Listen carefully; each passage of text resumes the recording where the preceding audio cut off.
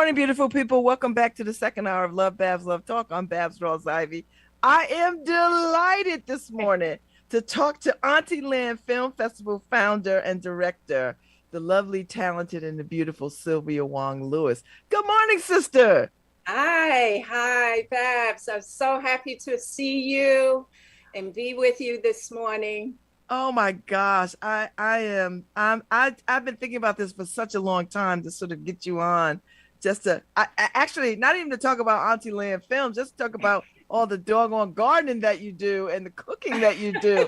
Like you could have your own podcast around all the Oh, wonderful food. thank you. You really inspire me because I think that too. I think, well, maybe I could have a show too, like you. You Oh could my God. listen.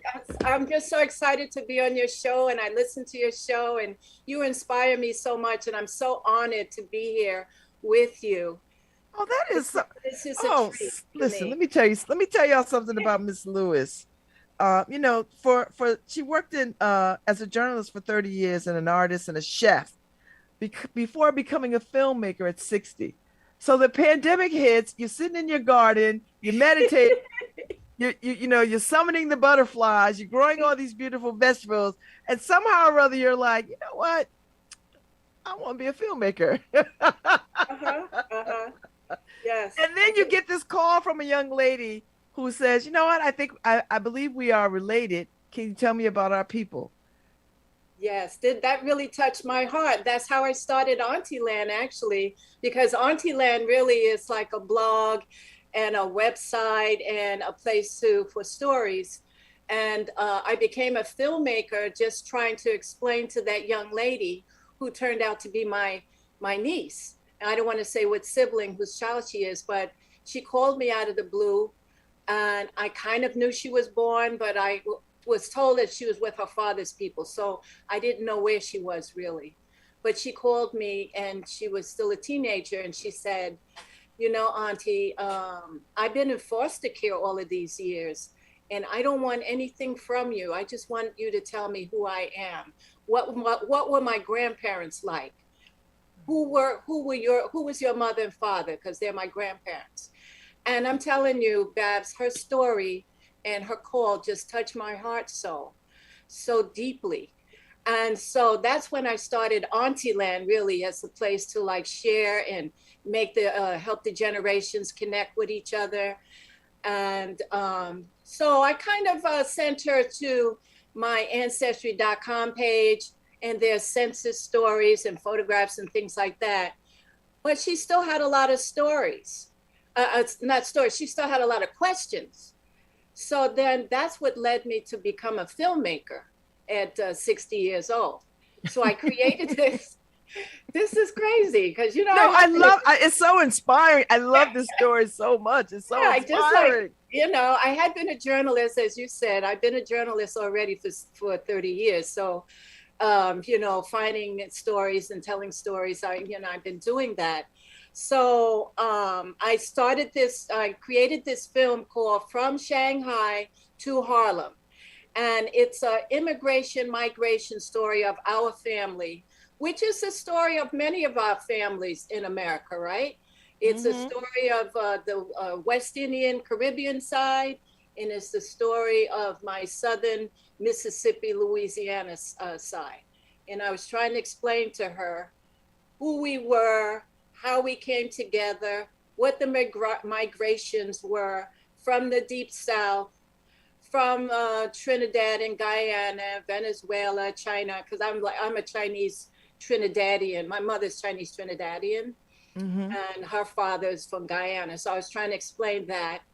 And she understood some of it because she had a foster family that was from Guyana. So that was good. So she understood some of the culture.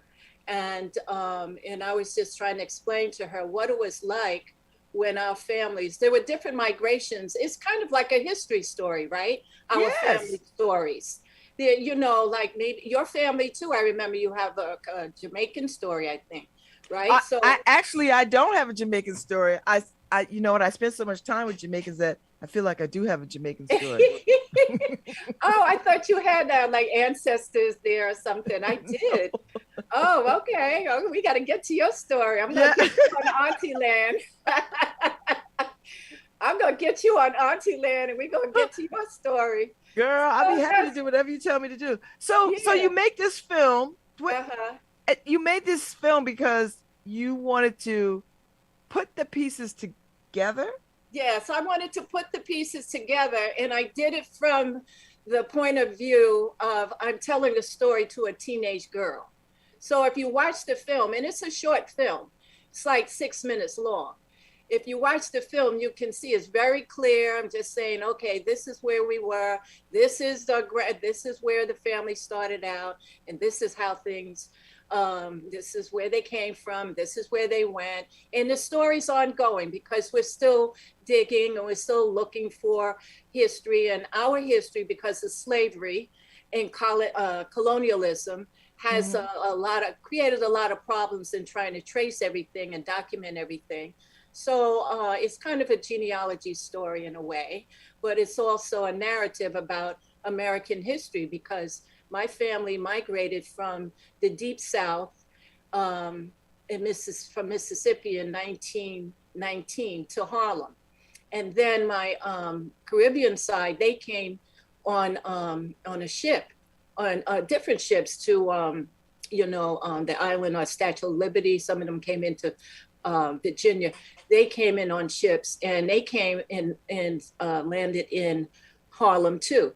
So how did these families come together? And I tried to explain how there was a time when Black families and Black Southerners, Southern people, and Caribbean people were together. We Mm-hmm. didn't have the tribalism that we have now, where, like today in 2022, I do see a lot of Caribbean people saying things about American people, American Black people, like we're different people. And you know what I mean? It's like a prejudice because everybody has their tribes. Mm-hmm. So I do see some of that. But back then, the agenda, the so-called Black agenda, was that we were all one, and that's like a Jamaican mantra, Yes. like out of one Yeah. comes all, like we Yeah. were Out of we one, were many. really one. And so anyway, I was trying to tell this kind of story to my niece in this film. So that's what it's about. And unbeknownst to me, and I woke up with the script right in my head. And I called up a friend of mine that had a sound studio in his kitchen. And I said, I need to record this. And I had my own archives, so which were my photographs that I inherited from all my relatives. And I just put together the film and my voice and the story, and I created this film. And unbeknownst to me, it started to win awards. And it was just amazing. So that's how I launched my film career at 60. So now I'm Mm-hmm. 70. So now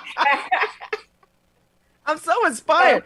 And and I guess you from there you said, you know what, there are other mature voices out there that got a story to tell and yes, might want to put it to film.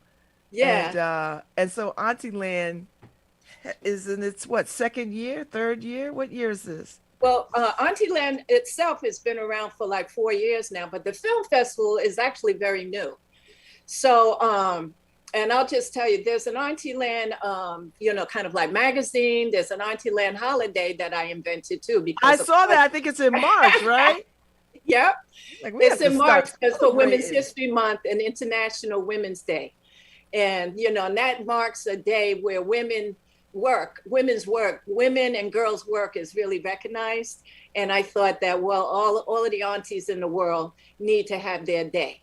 And so that's where that came from.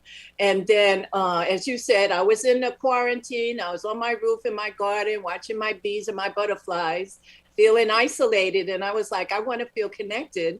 And so I started a film festival on my roof because I wanted people's stories. But as you said, I wanted Auntyland is a place to connect to generations, but it is a kind of philosophy that when people start calling you auntie, you are like at least a certain age. It's like Mm-hmm. people when you call your mother's friends auntie, or your aunt, you know, you call your aunt auntie, but you also may call other women in your community auntie. So I was trying to bring out that cultural tradition among our people and among people of color.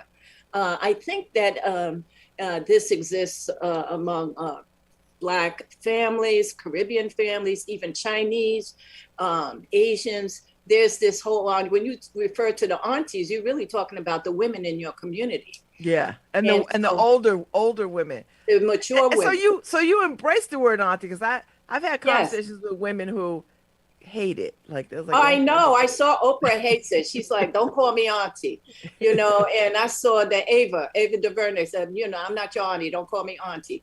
And so, no, I'm not. They will embrace it eventually because it's just not sustainable to think that you're going to stay young forever. So let's get with that, okay? So I'm 70 years old and I'm okay with it, you know. So when young people call me auntie, I'm okay with it. It does not offend me. I'm happy with it because where I come from, it means that they respect me. You know, it means that they respect that I do have a little bit of experience, a little bit of age, a little bit of exposure and experience to a lot of things, and so I'm okay with that. So yeah, so that's what I was doing with the Auntyland, just kind of bringing, and it's, you know, it's always been like when I was young, I always felt like I could go to my aunties for advice or for intervention or whatever. Like mm-hmm. my mother's friends, my mother didn't want me to go away to school, but my mother's friends convinced her that I should. You know what I mean? So Yeah. my aunties intervened in my life, you know, Yes. in positive ways.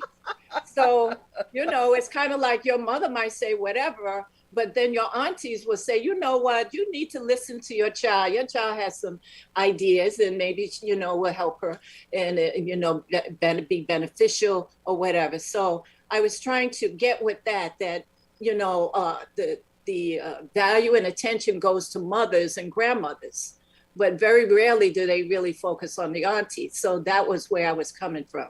And I was doing this in a very scholarly way too, because there's really not much scholarship in it. So that's where the background of it.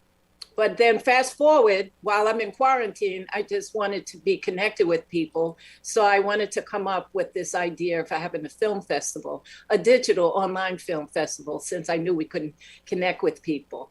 So that's what we did. We're a young festival. We started during Women's History Month, just in March. So we're having now our summer festival. This is our first summer festival. So I really appreciate being on your show today.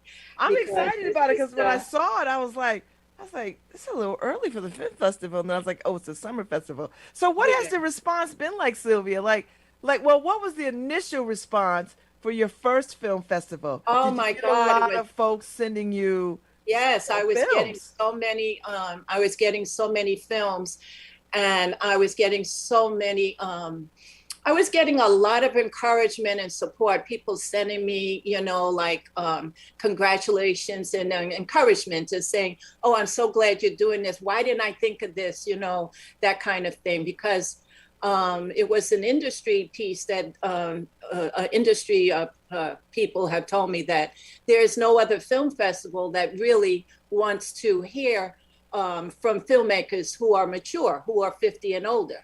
So, because I really put it out there that I really want to hear stories from people who are 50 years and older, because I personally feel that once you reach 50, that you have better stories than Mm-hmm. if you're a young person. Because we have so many stories, right? I mean, look at you, look at me. We've been to the mountaintop. We've been to a lot of mountaintops. I see you traveling. I've been traveling. I've been to so many different mountaintops and been over the mountain, up the down, up the mountain, down the mountain, up the side, you know. So, and I could tell you stories about every one of them, you know, but a lot of the films in the film industry is about coming of age, and it's a youth culture, you know. And I Yes. wanted to embrace this whole mature, seasoned, you know, experience and philosophy that there's a lot of living, after 50, there's a lot of value to your life. And I think that we have better stories too. We have many more stories, and it just makes sense. And if everybody wants to be sustainable, I mean, you really should be thinking like that. You can't stay young forever. You should tell your stories and embrace the years that you lived, and keep sharing those stories.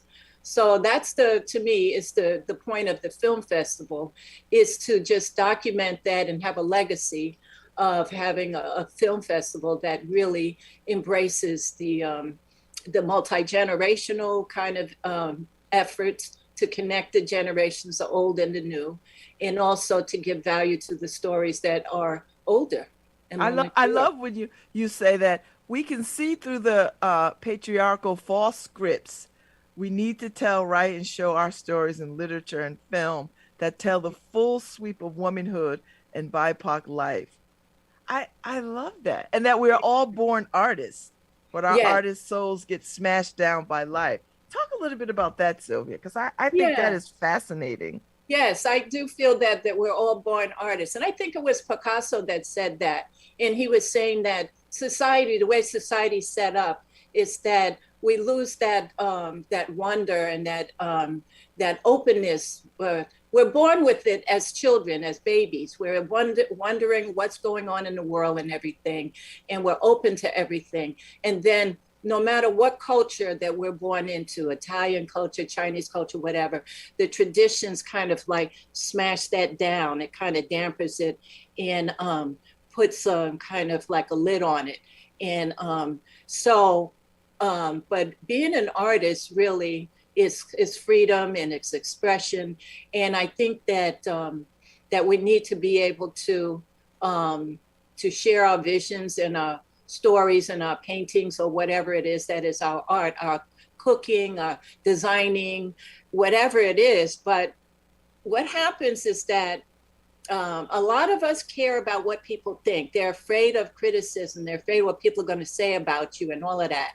And I think that as we mature, men and women, as we mature, like by the time you're 50 years old, you really don't give a hoot what people think, right?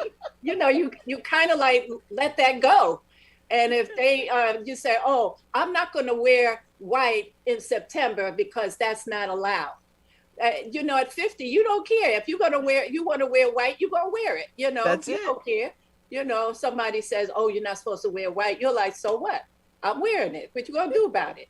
So that's what I mean. At 50, we get our art spirit back, and then we start creating again. And that's actually what happened to me. By the time I turned 50, I had been married twice, I'd divorced, I'd lost my parents. You go through so much in life, and trauma, everything, millions of jobs and joys and disappointments, everything. And then by the time you're 50, you're like, well, hey, I'm here and I'm enjoying it, and I'm going to make the most of it. And I'm just going to, think back and get back in touch with my artists in my soul. And you notice that the group that we're in a Black Women's Blogger group. A lot of the sisters in our group, and a lot of them are over 50, over 60, over 70. They are artists. They are creating so many amazing, starting businesses, just creating things, and they're all over 50. And it's just a very creative age to be. Once you reach this age, once you reach 50, I have a friend that's just turning 30, and I was telling her, oh, that's, yeah, that's nice, but wait till you turn 40. Like you don't even know. You turn It ain't 40, gonna get it's gonna be good till you something 50. else. It's not gonna get good till you 50. It's just not. Yeah, there's nothing going on. You think it's going on now, and nothing's happening really, like just, keep it moving. So that's what I say, that, yeah, the artist in you just comes out. You just get more courage. And I was privileged to meet Maya Angelou way back when I was a journalist in Berkeley and Oakland, California. And I remember asking her, and she gets asked that question, like, what's the most important thing in life? And I remember her answer was courage. She said that all you need is courage in life. And I think that is so true now that I'm 70, that's all you need. You just need the courage to be yourself, to be your authentic self. And that's what all the aunties that were in my life told me. they were like, do you, be you, don't be afraid, and think about what's in your heart. What do you really want to do? And, and go for it. And so that's the spirit of what we are doing here at Auntyland. We want to tell our stories, want to lift up those stories. And we also want to have dialogue with each other. And I think that will help, the world have more understanding with each other, and that will help people heal and understand and have more love in the world. That's really the ultimate goal as far as I'd like to see. That's a good goal. That's a lofty goal. So you got a live talk back, Meet the Directors, coming up on July 27th at 2:00 Eastern Standard Time. And people can go to AuntylandFilmFest.org. So tell me about these extraordinary folks who are going to have this conversation, and what do you imagine they're going to talk about? Well, I think they're going to, I don't want to put it out there what they're going to talk about because I really don't know yet. But in fact, the moderator asked me, what do you want them to talk about? And I was like, well, you're the moderator. It's really up to you. But if you have 3 dynamic, brilliant people, and you do interviews yourself, Babz, I mean, there's so many directions you can go in. Each of them has a body of work that they've done, but they each had one particular film that they submitted to the film festival that that we chose to be in the film festival. So we had choices, so I picked one that was one is called Rain Up Close. Is by Louise Fleming. She's a brilliant filmmaker and thinker, and it's really environmental, and it's about nature and meditation. And the reason why I thought it was important, because, a lot of times people think of us as women of color, that all we think about are the society, cultural problems in the world, but we actually think about nature too. We think about the environment. These things are important to us. We notice them, we are aware of them, and but we're just not connected somehow in the general narrative of society. So we picked that, and then the other film is called Birds, City Birds. Because it's a summer festival, I wanted to, be like, think summertime. So that's when you notice city birds. And I'm always wondering about the birds in the city and always looking at them.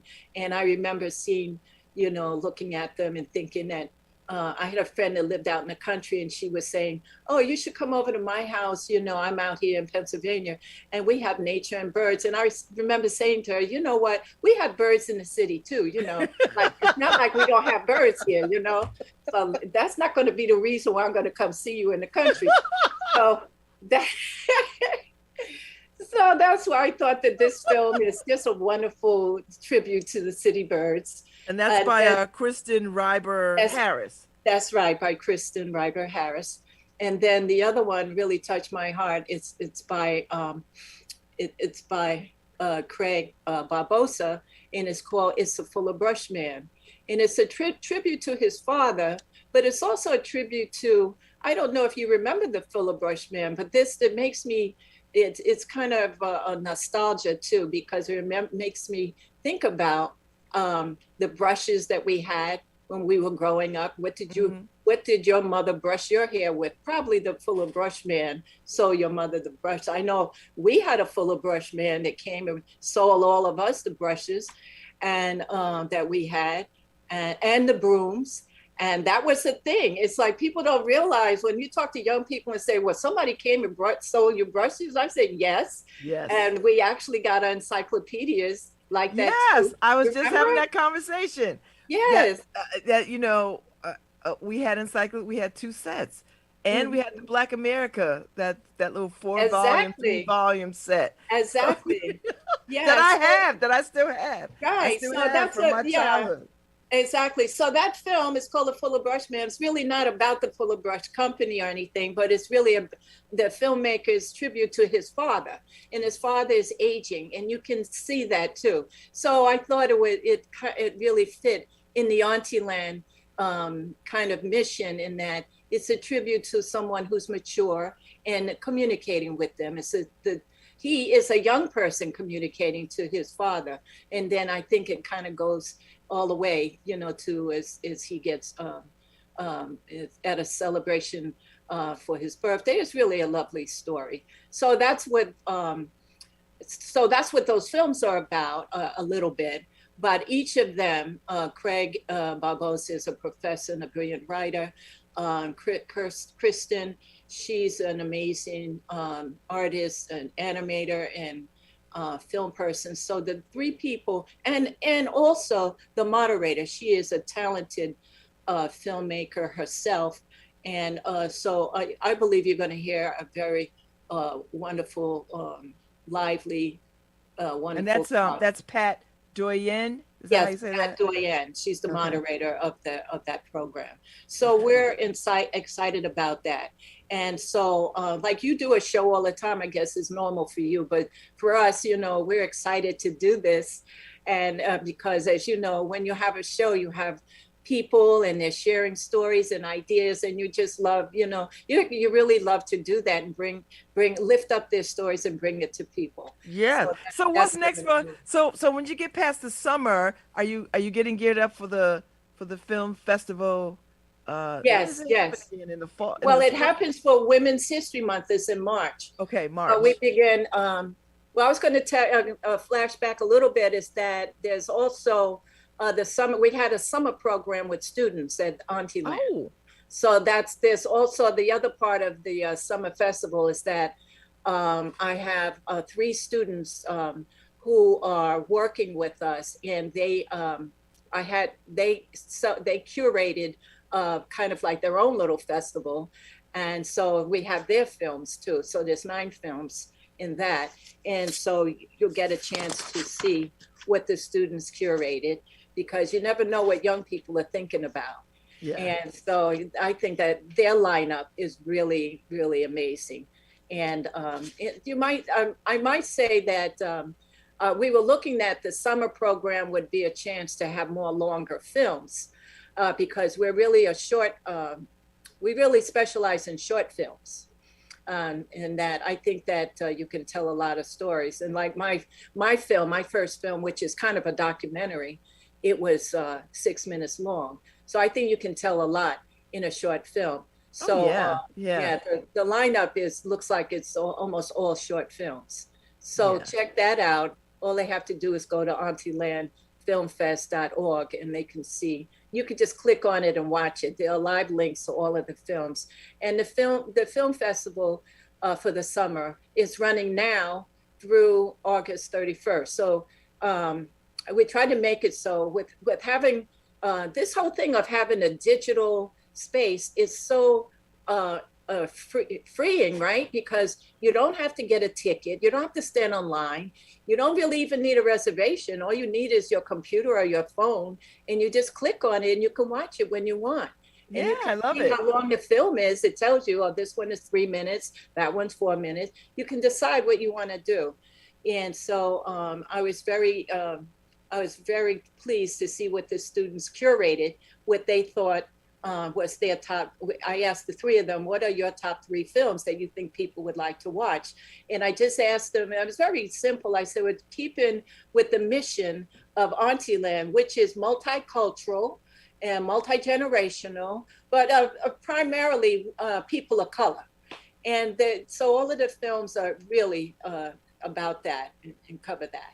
I love So it. it's that part of it, is the young people. And then after that, we have a little break at the end of August. And then we gear up for the Winter Festival, which is for Women's History Month. And that gears up actually in October, even though it's really held in March. Well, I want you to come back to talk about that one. But before you go, talk to me about what do you see the future for Auntyland Film Festival? Like what do you ultimately want it to be and do and say? Well, I want it to, we want to pivot. I mean, right now it's just totally digital, and it's based here in, I live in Tribeca, New York, down at downtown New York. And so the immediate thing was that I wanted to have year-round programs where we have multi-generational events and activities. And then I wanted us to also do in-person events eventually. That's what I would like to do. As you may know, that my husband Byron started the granddaddy of Black films, the American Black filmmakers. Yes. And he started that over 25 years ago. He's since sold it to Jeff Friday, but and I was with him through all that time. His goal was that he wanted people of color to get together, to connect with each other in a physical space. And that was his goal back then, because we were so separate from each other. So my goal is that way too. I do want us to, my goal is still the same. It's like, I want us to be connected to each other. And what happened, COVID kind of separated us. And so that's still my goal. I just want us to be more connected to each other and doing more activities that could connect us to each other. So that's like that. You know, it's a simple goal, really. Well, I so appreciate your time. I so appreciate talking to you. Such an inspiration, like a real inspiration. I love the fact that at 60, you said, I'm going to be a filmmaker and make films on top of a 30-year career of journalism and artistry and cooking. Yeah. Well, that was the other thing, because I have all, you know, it's like pulling it together, all of your interests. So I have a very deep passion for gardening and cooking. So that's what I envision, that Auntyland is going to do more with gardening and homesteading and cooking and that kind of thing. I do envision that, but haven't, manifested it yet, but we're getting there. You're getting there. You're getting there. Well, thank you so much, Ms. Sylvia Wong Lewis. It is a pleasure, a delight, and a real honor to talk to you. Oh, thank you. I want you to come back for the. I would love to. Start the other part of the film festival. I will. I would love to talk to you again. And thank you for sharing our stories with your audience. I really love you guys. Well, thank you so much. Enjoy the rest of the day, and I can't wait to see what you pull out of that garden next. Wait till you see. You know, I have a purple passion. I have some purple potatoes and purple things up there. So yeah, happy on your show. We could talk purple, okay? Oh my God, I can't wait to see I see you this. with your purple hair. I don't know if it's purple or blue. But no, it's purple. Oh, okay. I see you got a thing for purple too. Well, so when you have a purple show, I'm gonna be there with my purple potatoes, purple string beans, okay? Thank you, Ms. Lewis. I so appreciate you. Thank you. I'm looking forward to the film festival. Oh, thank you so much. All right. Thank you all so much. Take care. All right. Thank you. I'll see you soon. Harry, play us out. It's time for us to go. I love this conversation.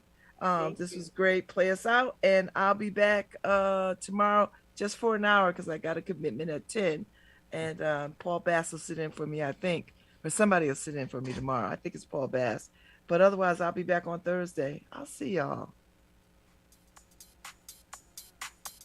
Somebody accused some music. There we go. Love.